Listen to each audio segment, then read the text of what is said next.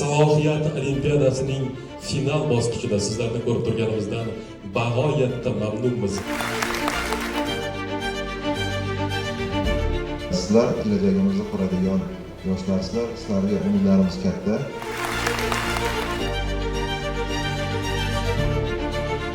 Mingdan ortiq talaba yoshlarimiz birinchi bosqichdan o'tib, mana bugun 300 nafari shu yerga kelib turibdi. Shuni o'zi bitta katta yutuq deb o'ylayman.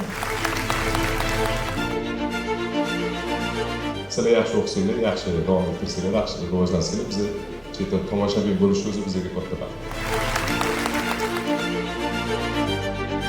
O'zbekistonning bayrog'ini jahon arenasida ko'taradilar.